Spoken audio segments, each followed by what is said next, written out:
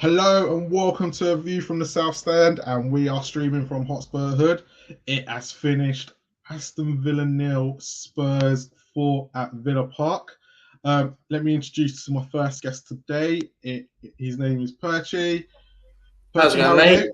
you? Are you Yeah, all good, mate. All good. Not bad after today's results. We've done all right there. Yeah. So let's get started. When you saw the lineup today, and Conte obviously went with the same 11 that started last week. Were you surprised that Reguilon or Sessegnon weren't brought in, or was you expecting it same old, same old?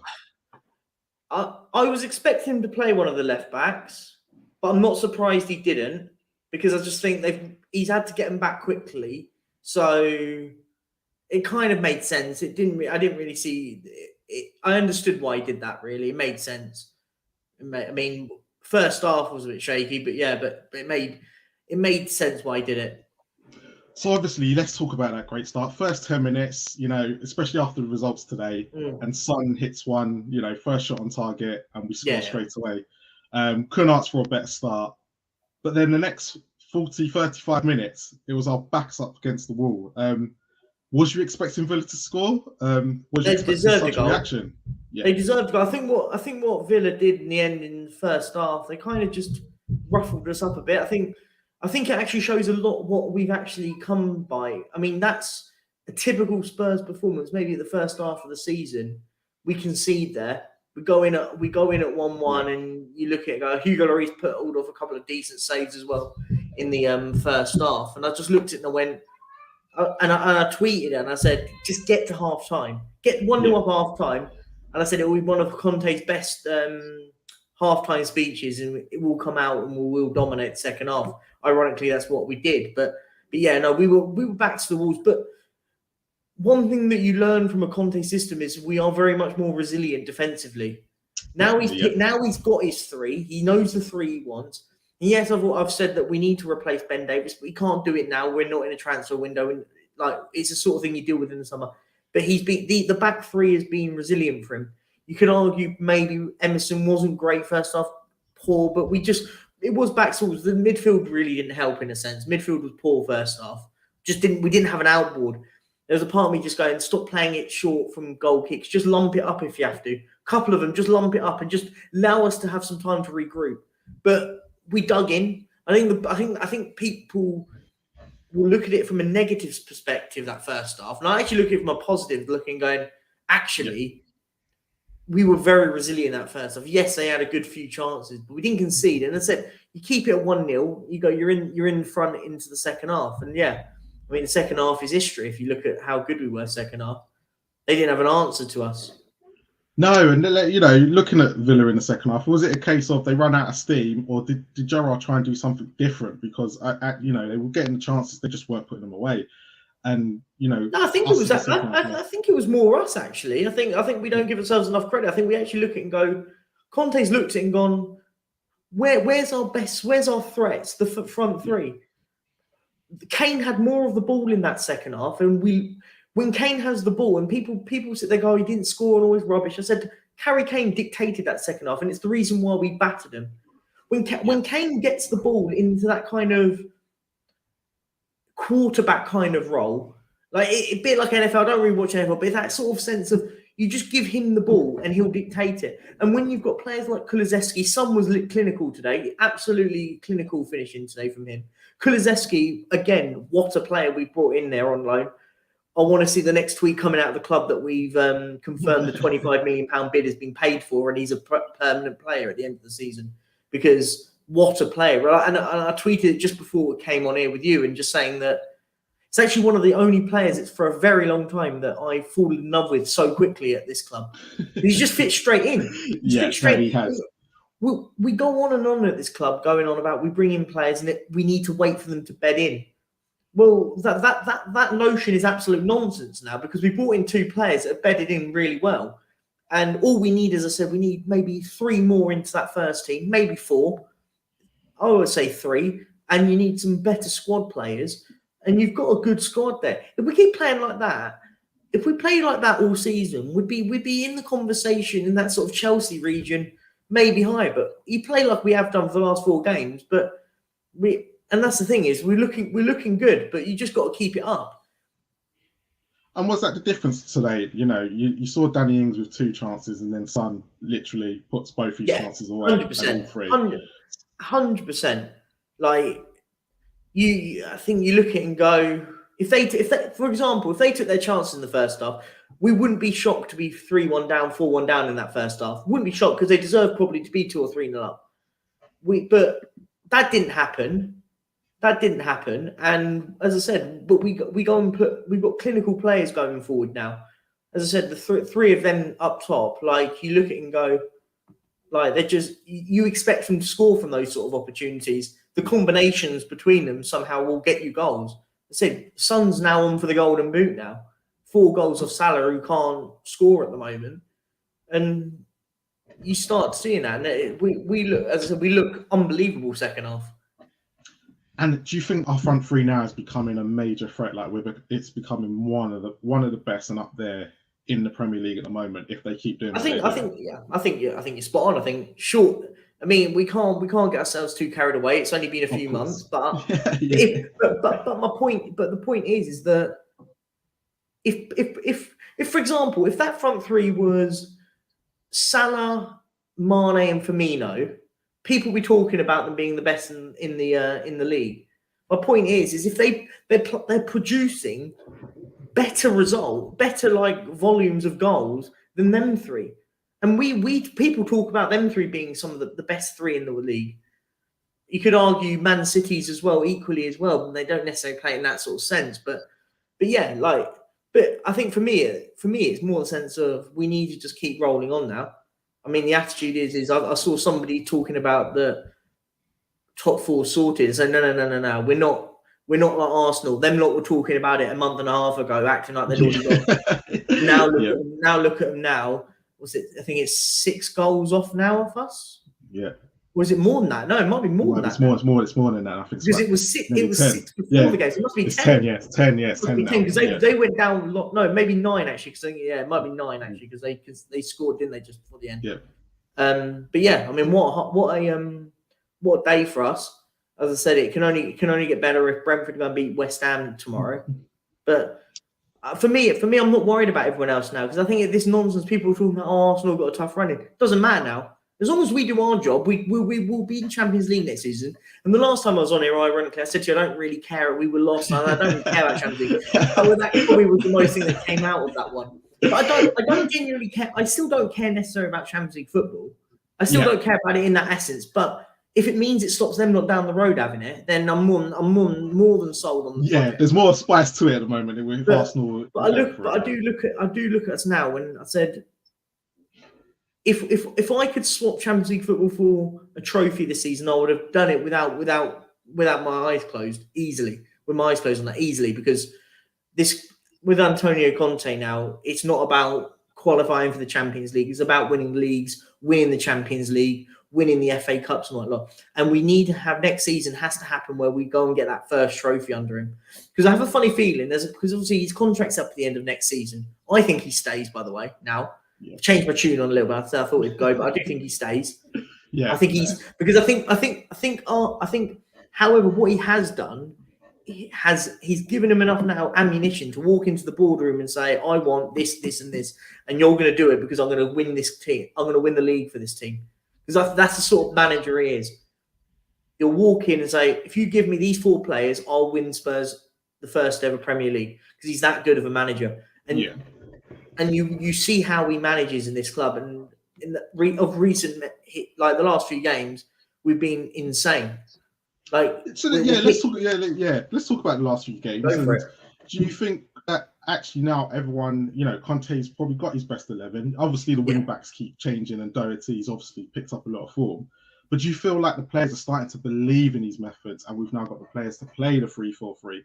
And you can definitely see that because you look at the wing backs, and if you kind of take a glance back at him at Chelsea, and you look how important those wing backs were, you can see the effects it's happened now with us.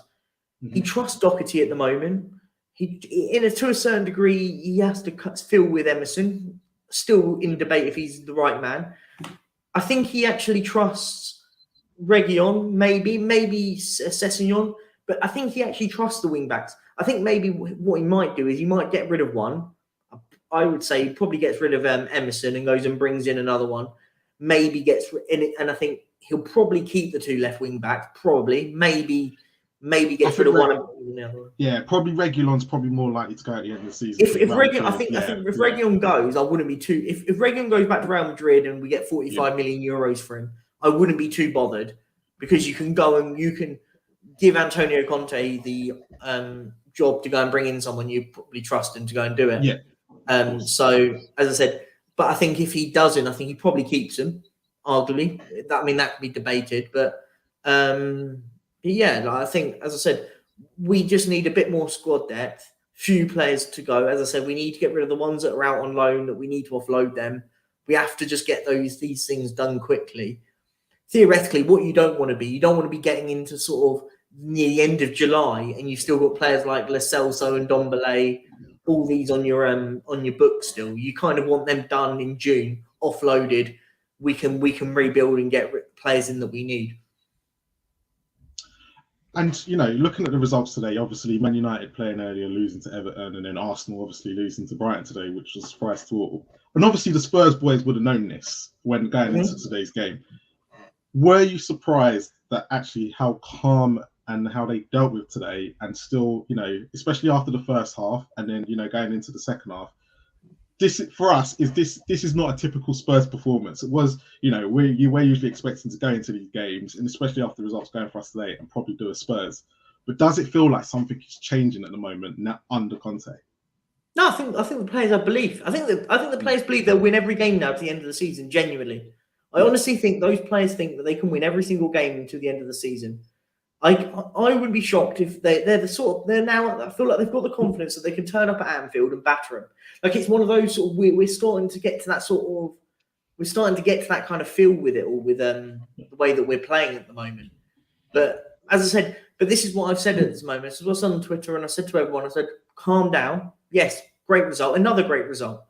But now we roll on to the next game. The only thing that matters is the next game. We win the next game and we just keep winning, because as long as we do our job, doesn't matter what anyone else. As long as now we win the rest of our games till the end of the season, it doesn't matter if Arsenal win absolutely everything and they go and score them by 15 goals in every game. It makes no difference because we'll have more points than them. So the way at the moment, all that matters is if we win our games.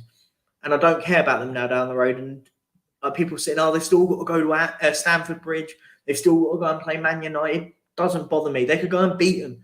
In argument sense, we could get to the stage when they play. I think they play Chelsea next weekend. No, they got Southampton next. We could get to a situation when they're playing Chelsea, and ironically, we would prefer them to beat Chelsea. Well, they're getting to that situation, yeah. I'm not getting down that road, because I'm not one of those. I don't think like that. I'm very much a pessimist. I think we're going to lose every game, and then when we win, I feel amazed by it. I mean, genuinely. It's all about. I've learned the pessimistic ways at this club. It's the way to do it, because otherwise you're just dreaded for being overexcited. And have you noticed the way that our players celebrate into what them not down the road celebrate? We score a goal and we're like, let's go, and we're getting another one here.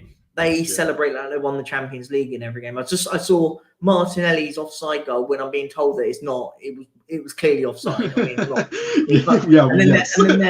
And then their players charging down to the dugout to celebrate with the thing, and then it gets ruled offside. It's like, I just feel like at the moment for us is we're starting to, the mentality in the club is it's not about meaningless wins. Winning games is great, but it's meaningless unless it achieves something.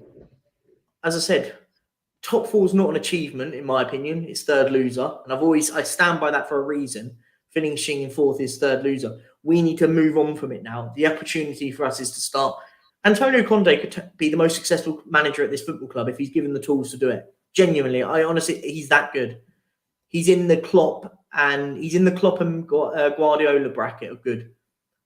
And they're elite managers. And Antonio Conte is that. But we have to, as a club, support him and push him and let him give us this success that, as a fan base, we deserve. And looking at Full Spot, you know, last time I had you on was after the Man United game, and you was a bit like, no, it's over, right? It's and obviously now it's in our hands. When I was last on, who did we lose against? Manchester United. Oh, it was. Oh, yeah, lost, no, it was. It was the Man lost United, Man defeat, United, weren't yeah. it? And we were all a bit down in the dumps, all like, no, Full Spot's gone and everything like that. You know, it's in our hands at the moment. Let's say that. And obviously, we're our own biggest threat to get in top 4. Yep. But out of the teams below us, who is our major threat? Is it Man United, Arsenal, Wolves? It's still Arsenal. It's still Arsenal because, as I said, it is still them. We've got to play them. So that's a 6-pointer anyway. So that is a big one. However, though, as I said, Man United look in disarray. I mean, how they lost 1-0 to Everton's, it's amazing. I mean, Everton are in even worse, but how they've lost them. But as I said, our only biggest threat is ourselves because we're the only problem now.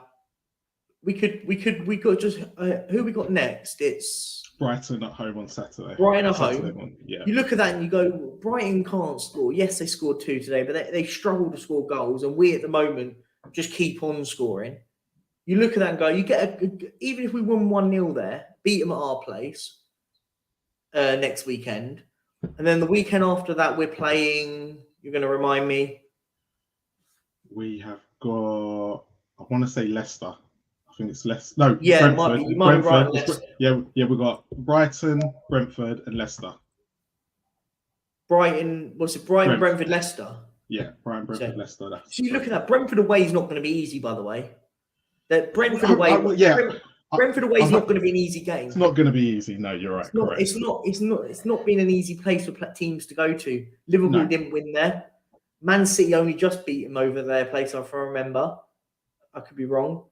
Beat Arsenal on the opening day. So it's not going to be an easy game over at Brentford. Leicester are one of those teams that are a bit kind of, could argue they could be in on holiday already. They're kind of in that kind of no man's zone in the middle of it. Where, to be honest, a bit like Villa today. They were a bit similar. Yeah, they started off. But then you could argue Villa looked all right today. First off, as I said, if Villa could score a goal, they could have easily been 2 or 3 above us, ahead of us in the first half. So, yeah, as I said, for us, I think Leicester. The thing is, it's the home games for us at the moment. We look all right at home. We don't, but so we've got Leicester at home. We've got Brighton at home. We've got Arsenal at home. I think that's going to be important. As I said, I want to get to for me. I don't want that game to be any sort of a decider. I think we need to be at a stage where even if we lose that game, not saying I would ever want to lose them, even if we lose that game, we're still above them. Because I look at it and go, because the thing is you want to be in a situation where if you get a point would be better for us than a point would be better for them if we're already above them by 3 points, for argument's sake. But as I said, the most important bit is the run for them when they've got to go to Stamford Bridge. They've then got to go and play West Ham, and they've got to go to Man United, and they've got to play Man United 3 games back to back after they play Southampton. So theoretically, the next 4 games for us are crucial. As we said we've got Brighton, Brentford, Leicester. And what was the other one? I think it's Liverpool, isn't it? No, it's 3. No, it is 3 because it's their game in hand, isn't it? This is their game in hand. So even with their game in hand, though, we've got a good enough goal difference, even if they go and win those 3 games. But we just have to now match their results. Whatever they do, we do. And from that, we sort it and we're done, as I said. But we don't want to do that. We want to keep winning. Just keep winning. Yeah. So turn up at Villa Park and we battered them today. We always batter them at their place somehow. So. And last question of the evening for you. Who's your man of the match today? Who would you have given it to? It's a hard one because if I said first half, I'd give it to Hugo Lloris. But I think you can't really not say Heung-min Son. He got a hat-trick. I think it'd be wrong to not say him. So I'm going to go Heung-min Son for his hat-trick. But it could have been first half. It had to be Hugo Lloris. He's probably the only one that looked. He was the best player on the pitch first half. Second half, it could have been any of the front 3, but Son got a hat-trick, so it's only fair you give it to him. Jake, thank you for your time today. And as always, it's always a pleasure, my friend. It's been an absolute pleasure. And as we always finish on, come on, you Spurs. Come on, you Spurs. And my next guest, so let's get on to the next guest tonight. So the next guest I've got with me today is Andrew. Andrew, how you doing? I'm right. How are you, Marlon? You good? I'm good, thank you. I'm good. So let's get into it. So you saw the starting lineup today, and obviously Doherty was on the left and Royal was on the right. Yeah. Everyone else has pretty much been the same old lineup in the last couple of games. Was you expecting the same lineup, or was you expecting Reggie or Reguilon to come back in? No, you had to keep the same lineup. To be fair, start of the game, I didn't want Reggie to start, and I even though I know that Doherty's not the best on the left, I thought you just got to keep the same team that played last week. It's got a bit of momentum. I'm not a fan of Reggie, so yeah, I would have kept the same. So great start, especially after the results today. It was a great first 10 minutes. You know, Son getting a goal in the first 10 minutes, and then all of a sudden, our backs are up against the wall. Did you think we were going to go in at half time 1-0 still? No, to be honest with you, me and my brother-in-law holding on to our seats. We were in trouble. There was too much space in front of the defence. There was way too much space. They weren't closing it down properly. I think even Lloris said it there. There was too much space for Coutinho in front of the defence, and the holding midfielders were not doing the job, especially Højbjerg. And then they just kept on pressing us, and kept us nice and deep. They were clever, to be fair, but we weren't using the wing backs correctly in the first half. And the second half, you saw a big difference. They stepped up. They pushed the defence a lot further back. And then they had a big problem when it comes to our front line. So, but yeah, first half was squeaky bum time. Do you feel like in the second half, Villa either ran out of steam, or do you feel like the tactics were slightly different? Nah, it's just tactics. The first half was so different to the second half. They had a 15-minute break. It's not like they would have gassed out in the 45 and that's it. The second half was completely different. So the tactics were completely changed, to be fair. And Hugo just said it. I don't know if you saw the interview, but he just said that we just give them way too much space. And then once we closed that space down, it was a different ballgame altogether. And I know that first half was probably squeaky bum time and hard to see. But was it great to see Spurs be resilient and not actually concede and still manage to go in 1-0? And, you know, it felt like a smash and grab in that first half. It was a smash and grab, and it is good to see that resilience. Yeah. But it's also good to see that they adapted to the second half, because it would have been very easy to carry on. So more than anything, it's good to see kind of a Jose first half where we're not conceding any goals. Don't mention his name. I like him. I don't know about you, but I know I do. The second half, that's the difference between a quality manager and a Jose Mourinho. He completely changed it in at halftime. You could see the space completely close up, and we were on the front foot from that second half. But you know, it is good to see us not concede, of course, but we had to take a lot of pressure, and I don't think that was just because of our defence was good, because there was a lot of open chances. Hugo made a couple of outstanding saves in the first half. Does Hugo's performance today make up for the last week first half where everyone was a bit critical of him, and the last couple of games where people have been? But is that Hugo Lloris is why he is so good? You're trying to roll me in. I know what you're doing. I know what you're doing, because of what I said. I know what you're doing. Look, Hugo was brilliant today, but you know he's made a lot of mistakes in the last 4 or 5 games. It's been awful. So he needed a game like that today. But no, credit to him for coming back like that. But you know, I still think we need to go. But let's talk about the front three. Let's talk about some positives today and how. Especially how the front three changed that second half, and how clinical they were. And if you think about it, if Villa missing their, they've got Danny Ings who missed 2 glorious chances for them. Ollie Watkins missed the header. Decky comes in, Kane plays him through, and we're 2-0 up.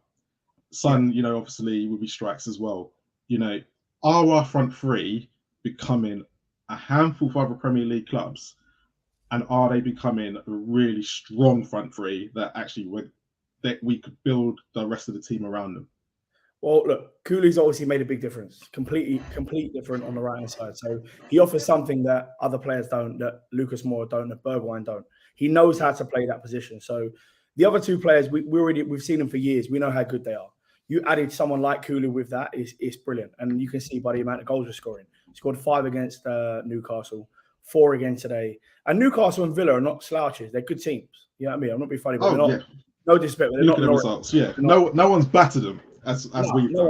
Well, Arsenal just beat them 1-0. We've just spanked them 4. So, you know what I mean? And to be honest with you, Arsenal didn't play well in that game either, where we absolutely dominated them in the second half. And Steven Gerrard just said it about the quality that we got. the front three will be a handful for anyone as long as the midfield and the defence stay tighter. If they do what they done in the second half, we'll be fine. And looking at the back, I want to concentrate on the back three because actually I thought they played really well today, considering yeah. And even after the first half, I thought to be as good as they were, like Ben Davis in the last, we've got consistency with Ben Davis, and a lot of us wrote him off and said, he's not a left back, but he's gone into central and done, let's be honest, a decent job. He has done decent. Dyer's obviously been questionable for Spurs fans for the last couple of years, and Conte seems to like him and to picking him. I know he probably ain't got a choice, but seems to like him. And Romero, we're not even going to talk about Romero because he's been quality the last few games. Sorry, wasn't it you that said? I knew you were going to bring this up. Yeah, no, but he has his weaknesses. Don't get me wrong. Romero, that's what you said. No, I said there was differences, and I felt like when Romero made a mistake, it was thing. But it is what it is. But actually, as a three, they're becoming a very solid unit, and they're not conceding these goals. How do you feel they're coming along? Especially in the last few games. To be fair, as a unit, as a three, they've been very, very good. I do think Bentancur really, really helps that side, left side as well, because he does do the dog work that, let's say, Ndombele didn't do. So when Ndombele was playing in that deep position, our defense just isolated because he's not doing the running, whereas Bentancur does do the running. So he's really, really helped. I still think, Marlon, we need a left centre back. I'm not going to lie. In the summer. Yeah. That's not good enough to push on in the Champions League. But for what's going on this season, with Arsenal messing up, Man United not looking too good, I think getting those three on form now is the perfect time. So I know they're not the best three centre-backs, and they've come under criticism, but the honest truth is, right now, they're probably the best. They're better than Man United's three. And I don't know if they're better than Arsenal's three, but I think our attack is better than Arsenal's three. So, yeah, it's a good time for them to come into form as well. And Ben Davis, you do got to give him a lot of credit. As well as Doherty as well, by the way. He surprised a lot of people. I think he definitely surprised a lot of people. Looking at the last couple of games, and even the Man United game, when we did lose, but I didn't think we played terrible. It was just one. I don't know how we lost that game. I have no idea how we lost that game. Do you feel like the team is starting to believe in Conte's the way he wants to play? Do you feel like, especially the last two games, like you said, they're not easy. They're not easy teams to go and beat them 5 or 4-0. No, but yet we've made it look so easy. Do you feel like the team's starting to believe in Conte just at the right time? Look, name me another manager that could turn those average players into that. Let's be serious. Let's be serious. Come on, Doherty, Emerson Royale scoring, Reguilon scoring. Like, the manager's absolutely class. If you don't believe in him, you shouldn't be playing for the club. He's quality. You give that man money in the summer, anything could happen. Anything could happen. Especially with Man United playing the way they are, and them being a little bit uncertain with the manager. Anything could happen with this manager. You've got to keep him. You've got to sign him down. You've got to sign down Harry Kane and give the man the money. He's absolutely quality. And, looking at right now, obviously it's now probably in our hands. And, it's been chopping and changing every week. Do you feel like we can go and grab this now with two hands and make it ours? We should. It should be ours. I was actually saying to my brother-in-law after the game, the good thing about the loss to Arsenal today and the North London derby on the 9th is that even if we do drop points, we have room to make it up when we play them at White Hart Lane. So even if we are 1 or 2 points behind them, that would be the final for us to nick back above them. So whereas if they had won today and they won their game in hand, it would have been down to goal difference. So yeah, I mean, it's a big, big day for us, I think, personally. And I think we should get the top 4. I think Man United are gone. It's out of Tottenham and Arsenal, in my opinion. And so you don't feel? Do you not feel like West Ham or Wolves have got no say, or no? No, not even West Ham fans believe it. I trained a West Ham fan today, a really close friend of mine, and he said that they don't even care about the Premier anymore. They're just going for that Europa League. They know that the top 4 is done for them. Yeah, teams like Wolves, they're not strong enough. It's down to Tottenham and Arsenal. If Man United are not strong enough, the others are not going to be strong enough. They're not consistent enough. Whereas Tottenham, before the last 2 games for Arsenal, Spurs and Arsenal have been the most consistent. And it was Arsenal, and now Spurs have become consistent. So, and it's a good time to run into a bit of form. Yeah, Arsenal obviously seeing that Southampton did get a pacing today, but they've got Southampton next week, but then they go into their run of fixtures. They'll beat Southampton. But they've got a run of fixtures where they play Man United, West Ham, Chelsea, all in a run. Chelsea away, Man United at home, West Ham away, Leeds at home. Yeah. Yeah. Do you think that they can? Do you think they'll come out of that, or do you think actually the injuries now that they're complaining about, and because they obviously they were playing Xhaka at left back today and stuff like that. Do you think that they will be able to cope in the next couple of weeks, or do you think it will be a case of actually Man United might be able to sneak back in? My brother-in-law just went, I hope not. I think they'll beat Southampton. I think that's Southampton are a poor side. I don't think they'll beat Man United. I think that's a draw all over it. Chelsea away they won't win. That'll be a draw. They could lose to Man United. I'm not too sure. There'll be 1 point from those 2 games. They'll probably beat West Ham because West Ham are not going to go for it. West Ham are going for Europa League because the quarterfinal I think is the day before that. The weekend before that. So the week before that, yeah. And then Leeds. Depends what Leeds side turns up, really. I see us just being more consistent than them. I think, as I said, today's a big day of results. Like your last caller said, as long as we just equal the results, I think we're fine. And let's look at the summer ahead. Because it's obviously already season ain't even. Do you feel like the club needs to, looking at the results recently? Do you feel like the club will back Conte in the summer, or do you think we'll be very Spursy about it? No, they know they have to back Conte. They've been waiting for a Conte manager for the last 10 years. You've now got him. So if you don't back him, you might as well let him go. And he's not going to stay. Unless you give him the money, he's not going to stay. Therefore, you're going to lose Conte and then you're going to lose Kane. So they know they have to back him this year. If they don't, you might as well say goodbye to both of them, to be fair.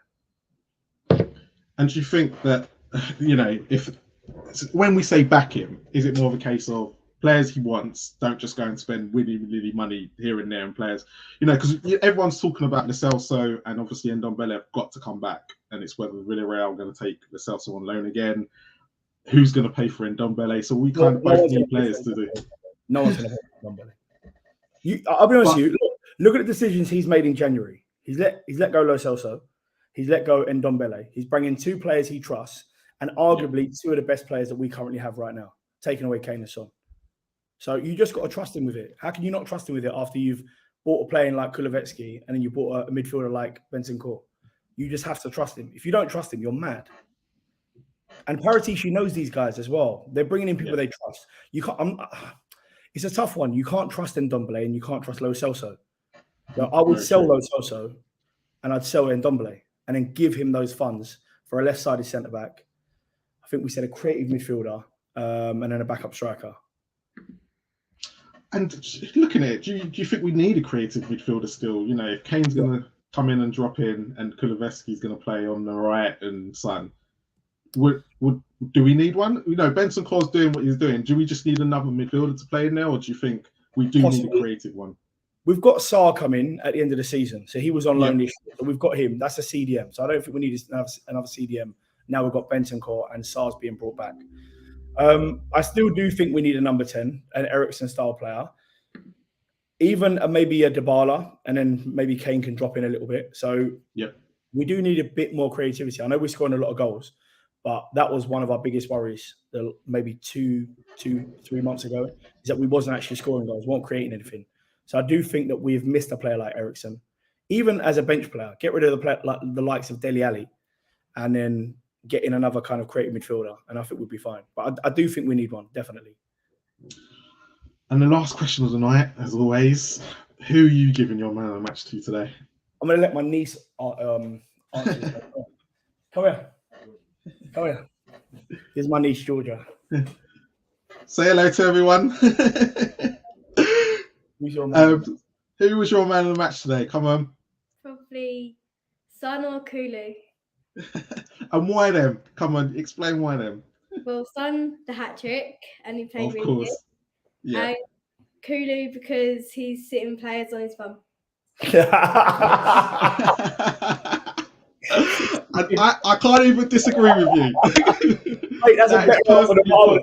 Yeah, definitely. I'm gonna have her on every week, not you. I'm telling you. And Andrew, thank you, and thank you both for today. And as always, as we always finish on with all our guests, come on, you Spurs. See you later, Marlon. Take care. See you later. And my next guest I'm going to bring out today. So on to the next. Let's bring out Lee. Hi, Lee. How you doing? I'm good, Marlon. How are you? A silly question, really, isn't it? So let's get into it. So obviously it's finished 4-0 today. Very impressive as a result. On obviously first 10 minutes getting the goal early. But were you surprised with how Villa had our backs against the wall in that first half? Yeah, I think obviously Villa being at home, Gerrard got them fired up. We had the perfect start that gave us that little bit of breathing space.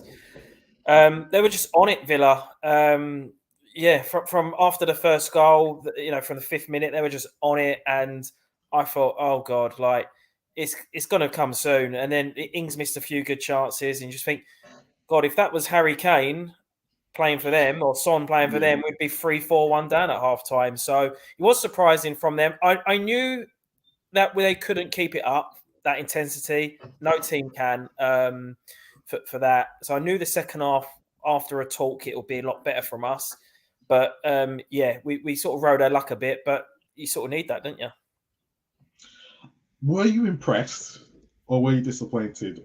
Actually, even our backs were up against the wall, were you impressed of how the defence coped with it and still went in at half time without conceding? Yeah, I think, Spurs of old could have just crumbled. You think we're going to give we did give away a few silly fouls around that sort of corner flag area. And, Coutinho obviously had a great free kick that Lloris, remarkably, probably the save of the game from him.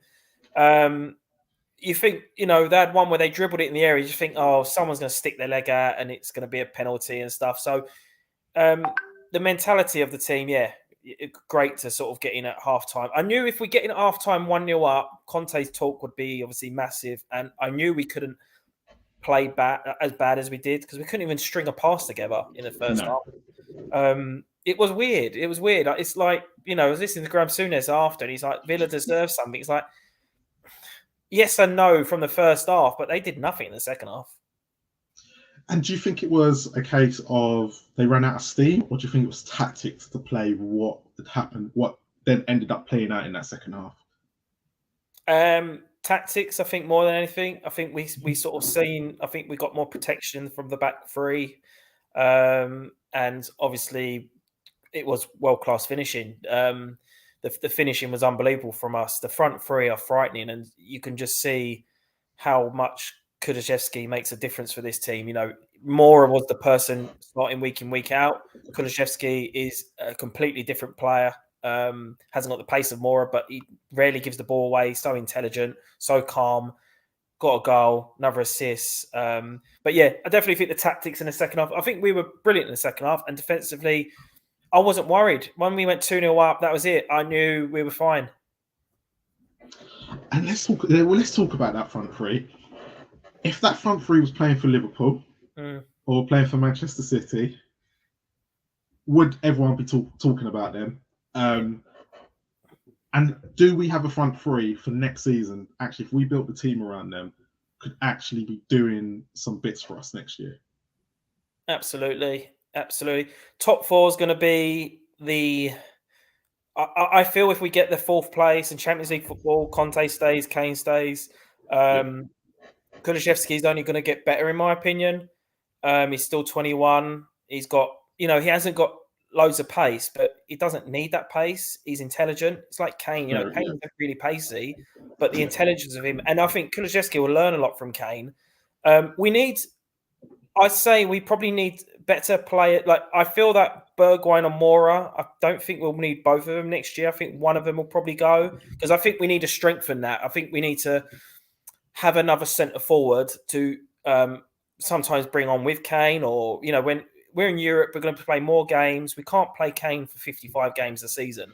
So, no, we can't. Yeah. And Conte talks like we need to compete at every level and every competition.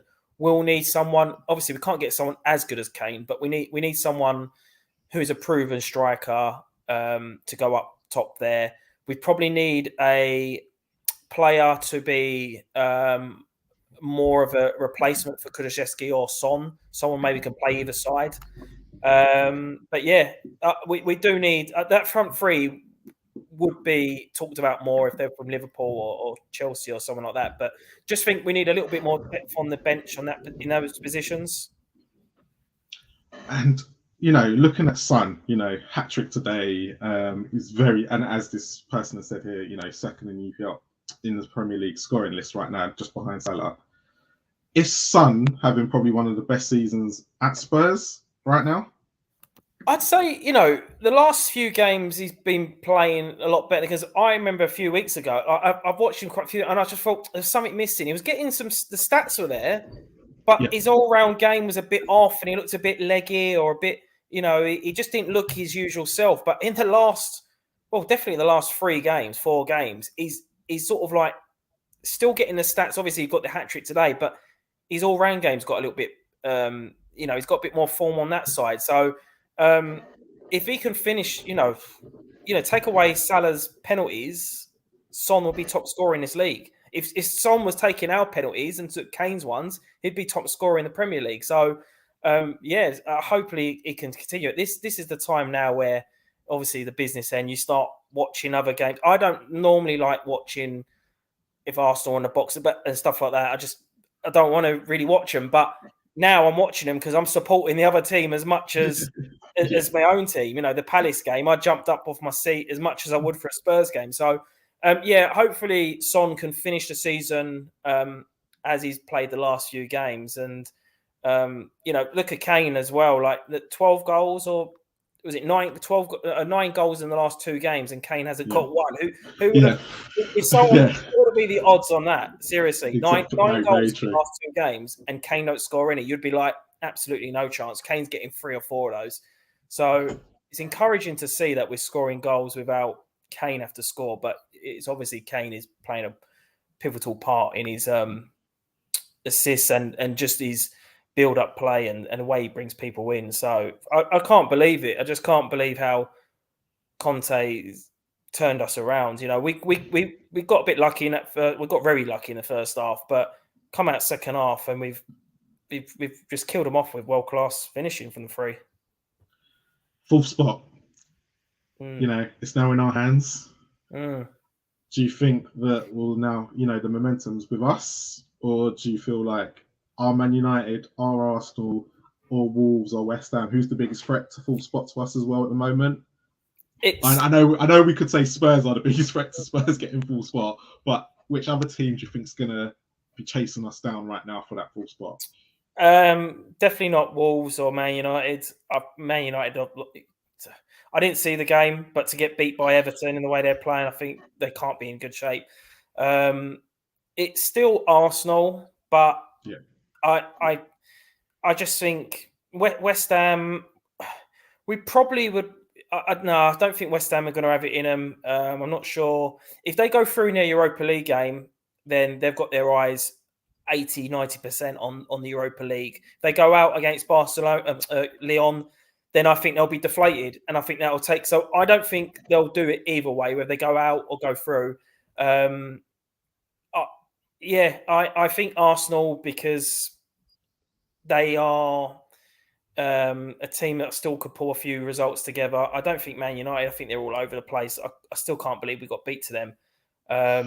But no, they're not very, very good. So Arsenal, but I'd say we're strong favourites. And I would say as well, as Spurs fans, how many times when we've played on a Sunday or a Monday or the late game and we're like, results have gone our way, it'd be a massive win today, and then we lose.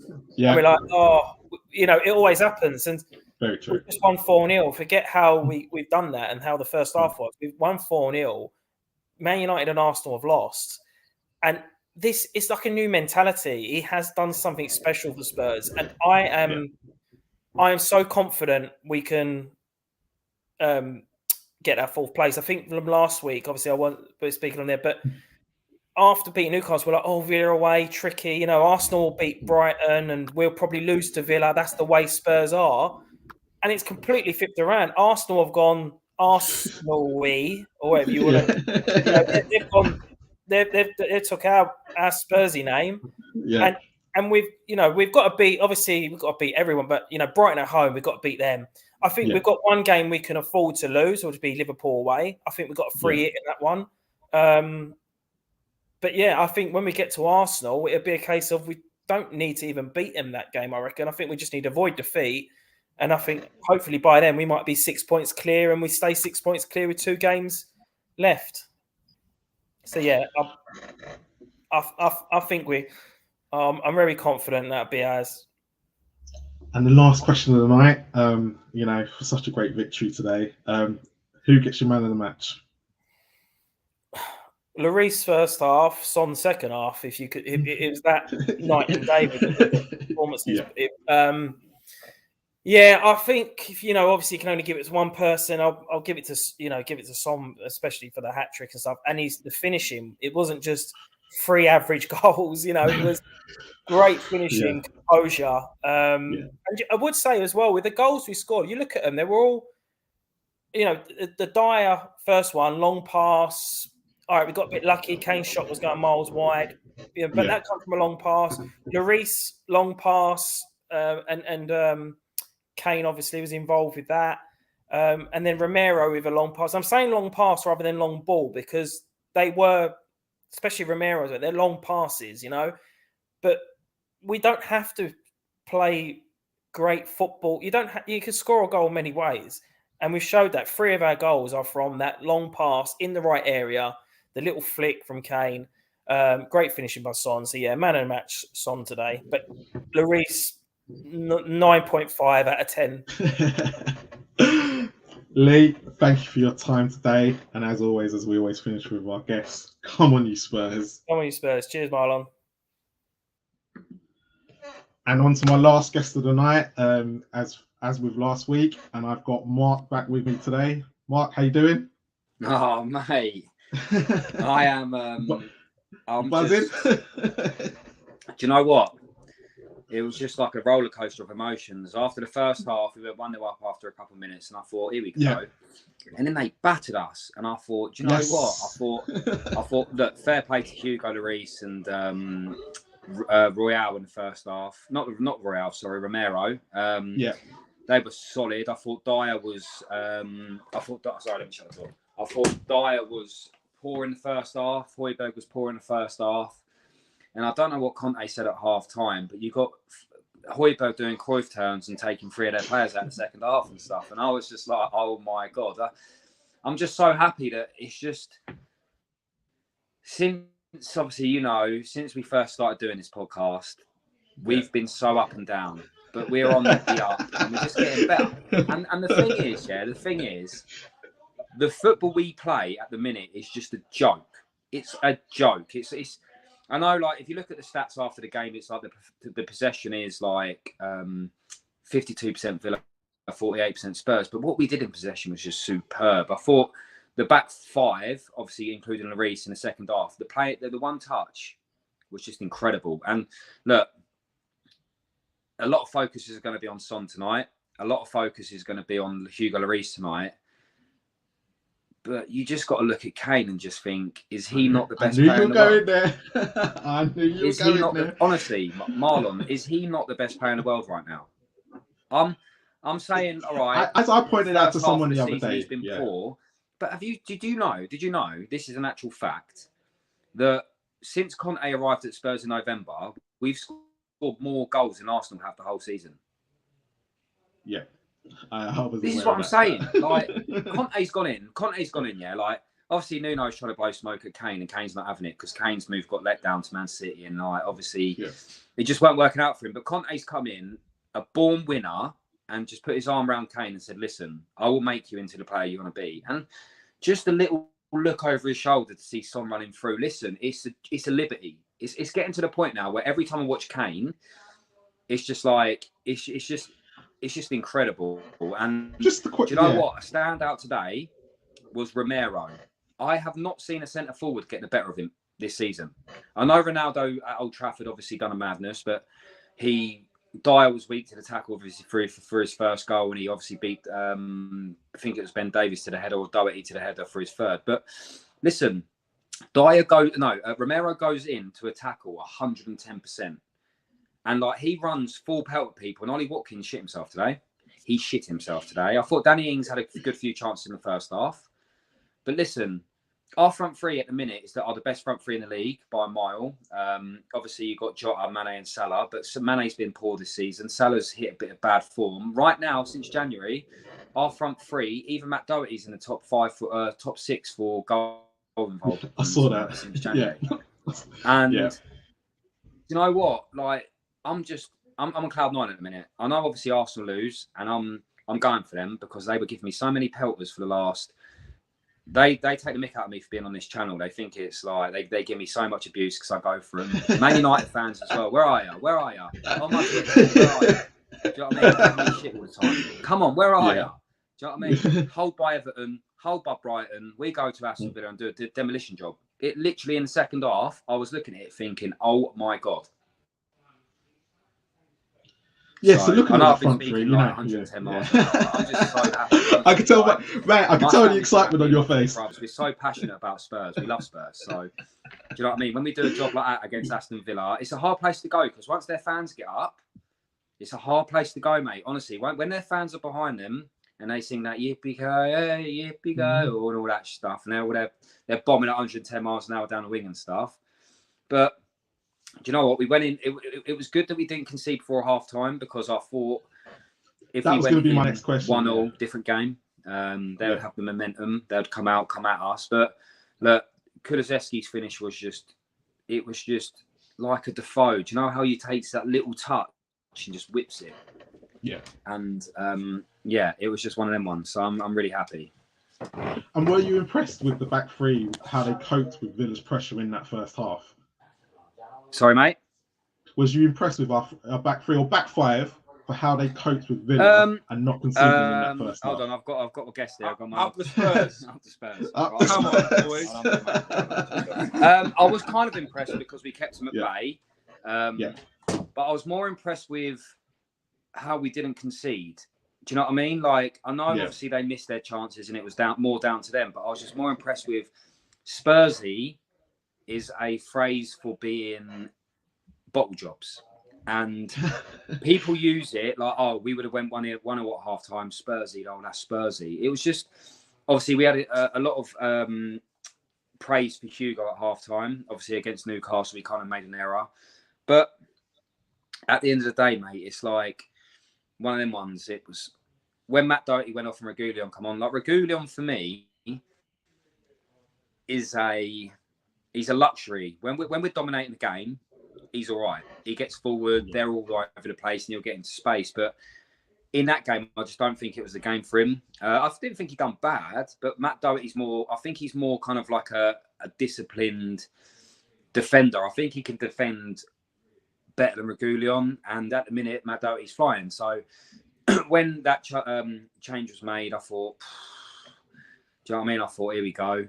They're going to get down there right and cause a bit of trouble. But it all come down our left. I thought Royale was it's funny because when you watch Royale play, he doesn't look like a footballer. He doesn't. He looks like, I don't know. I don't know. It's weird. It's like, I just think everyone's just a level above where he is. Do you know what I mean? And it's like he takes the extra touch. Do you know what I mean? He's like a bit panicky in possession, but. Do you know what? I'm going to ask a question about Royale. Do you think he's just having the same syndrome as everybody else right now? And a lot of people, Spurs fans, have wrote him off, but we do have to remember he's young. He's in a new country for his first season, and has he really been as awful as some other players? It's a weird one because there's times where I look at him and think, do you know what? Not bad, but then there's a lot of times where. I look at players going up against him and I think, oh, I'm not looking forward to this. Like against Southampton, obviously I was at a home game and he was very, very bad. Positionally, but everyone can have a bad night. Like a lot of focus gets put on defenders because they're on the receiving end. But like you've got to realise like strikers go through them spells as well. Like Danny Ings tonight, you can pick him out for missing 4 sitters.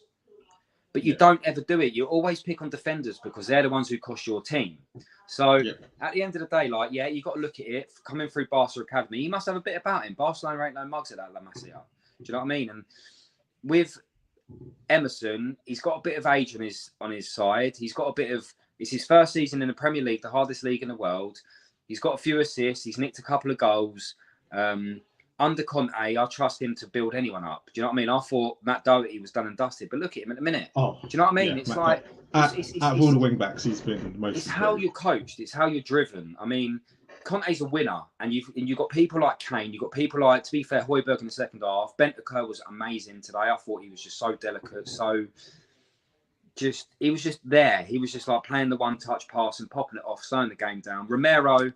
Like, if I'm Conte, I'm going into Romero and I'm just saying, listen, wherever I go, come with me. Because I honestly, I'm getting a lot of hate from in a group chat. I mean, I'm in a group chat with a Wigan Athletic player. I won't name his name. And I just said, look, Romero, and with all my like Leicester mates, like Joe Martin and all that. And I said, Romero is the top 3 centre-back in the world right now. He is. I genuinely believe, hand on heart, he's a top 3 centre-back in the world. And they're all giving me so much, like, you know what I mean? Like, top 3 in the world. You got a couple who say he's really good. You got a couple who just don't believe the hype. But he is a front foot defender. You don't get many of them anymore. When the ball comes into the striker's feet, he's in their face. He's there. He smashes them. Do you know what I mean? He'll take a booking. He'll take a tackle, and he's really, really good. And the ball he played up to Kane, centre back. Do you know what I mean? Like, you got Romero. You've got Bentancur, you've got Højbjerg, you've got Kulusevski, Kane and Son, and it's just a madness right now. And just a quick thing on Romero, do you think that the way he plays is also going to, because obviously, like you said, he's going to get a lot of bookings. Yeah. Do you feel like that actually, if he's not careful, he could be missing some big games for us because he gets too many? Well, you've got to look at it, the fact that it all got reset in February, didn't it? So the cards he accumulated before February, it doesn't matter right now. Yeah, I'm worried every game we go into, thinking, I bet on him every week to get booked. I always do. And you know what? Easy money. I've won more money than I've lost money. So I thought today he could have got a booking as well for the one he done on Coutinho, I think it was. But that's the Argentina-Brazilian rivalry. Do you know what I mean? It's I'm the man. So it's one of them ones. It's good. Romero. Yeah, he is really good, but and I am a bit worried that if we go into the Arsenal game without him, we'll probably lose. So he's got to be careful. He's got to be careful. And let's just get on to the man of the match today. Who are you giving it to? I've probably got an idea of who. There could be 8 of them, couldn't there, really? You've got to look at Lloris in the first half. If it weren't for Lloris in the first half, we probably wouldn't have got a win. But then you've got to spin it on its head and think we've come out into the second half and it's a different game. So the way Kulusevski sat down Mings and took him for a walk on his lead and just said, sit down, passed it back to Son was unreal. His finish, the little 2-touch with the little left foot into the far corner, brilliant. I don't know. Son scores a hat-trick, Kane gets 3 assists. Who'd you give it to? To be fair, I'd say Lloris, Romero, Kane, Son, Kulu. So gimme a ginger from Sweden. Mark, thank you for your time today. Thanks for being on the channel. It's been an absolute pleasure. Been a pleasure, Marlon. Thank you very much. Anyway, how do we end it? Come on, you Spurs. See you later, mate. See you later.